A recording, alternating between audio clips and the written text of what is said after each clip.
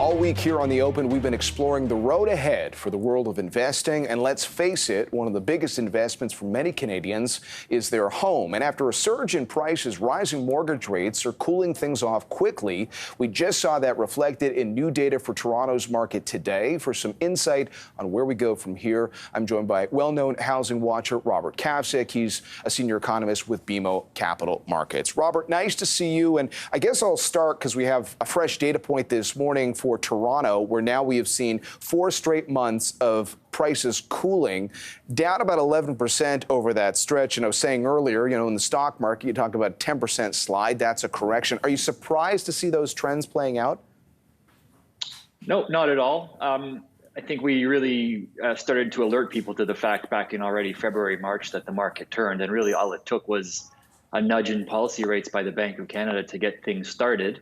And it's not a surprise because, our view all along has been that, yes, while we do have underlying supply and demand fundamentals that are dictating the market longer term, the reality is that the last 18 months or so was just built up on exceptionally low interest rates and market psychology. And it was just, a tap in interest rates that was enough to change that psychology. And now we're in a period where we're starting to clean up a lot of the froth that built up in the market. I guess I feel I have to ask you, given what you're saying, how much weakness you could see potentially for the home prices, given that they had risen to those lofty levels over the last couple of years.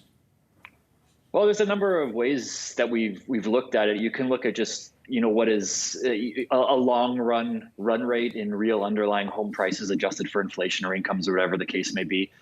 You can look at it at from a valuation perspective. And really, the biggest issue here is that we've taken a market that was very fully valued at 1.5% mortgage rates. And by the time we get through the end of this summer, we're probably going to have that whole market priced at around 4.5%, maybe a touch higher. So just, a simple approach of just holding everything else equal, like down payment sizes, amortization lengths, accounting for a little bit of income growth over that period. And just to hold everything equal, you have to cut 20% off the price of the underlying asset to maintain the same level of affordability. So that's roughly the neighborhood we would be working in. And the reality is that some of the markets that were extremely stretched, like some of the suburban market in the exurbs, they're already down 20% from where they were back in February. Okay, so there are bear markets, technically, 20% in some of the housing market, and there could be other parts of our housing market headed towards a bear market. Yeah, it looks that way. And the other thing you have to keep in mind here is the numbers we're getting on the ground today from Vancouver or from TREB are still reflecting money that was in the system back in March or April, right? A lot of people have 60, 90-day rate holds on their mortgages. So monetary policy works with a lag. We know that. And it works with a lag in housing as well. And price discovery in housing takes a long time in some cases because you do have these lags. So the reality is, we're going to see the Bank of Canada raise rates 75 basis points next week, most likely. The impact of the moves we're seeing today is probably not going to be fully felt until the fall or even into next spring, especially if there's more of an economic slowdown that comes with it. So this is still early stages in terms of where we're going in this cycle, and those lags in policy and the impact of mortgage rates is a big reason why housing cycles tend to be drawn on a little bit longer and take some time to find bottom. I guess that gets me to the question of affordability. People throw out all these different terms, and one thing that has obviously been discussed a lot recently is how affordable are homes, to your point, when rates are rising and those mortgage costs start to change. Obviously there were many people who were frustrated by the actual home prices being higher. But what is the math on affordability? Is it any better if home prices come down but mortgage rates rise? Well, this is the crux of the issue, is that affordability is not good, right? Affordability was not good at record low mortgage rates.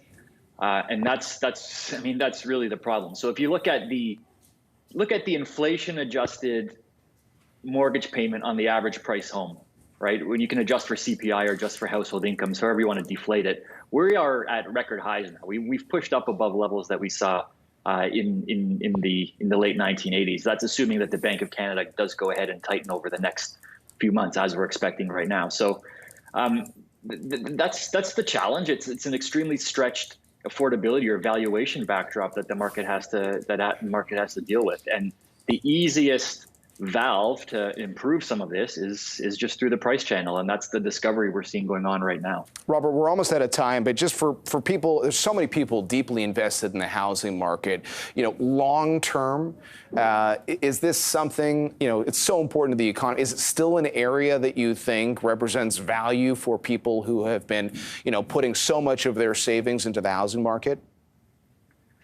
Well, so to be clear, looking back even over the last decade or so, we've been very bullish on housing just because of the demographic and supply side fundamentals. And I don't think those stories have changed, right? The immigration story is very well known.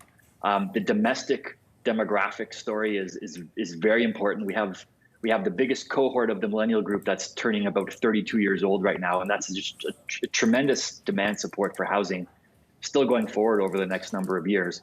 So we've maintained all along that this is just simply a case where monetary policy was left too easy for too long. It rooted into house price expectations and it invited some speculation. And the tightening cycle we're seeing now is cleaning out a lot of that froth. I do think we're going to eventually find a floor because those underlying fundamentals are still strong. And take a look at what's happening in the rental market right now. It's extremely tight. There are a lot of people out there that actually do need a physical place to live. So I really do think this is the case of just froth coming out of the asset price itself. Okay.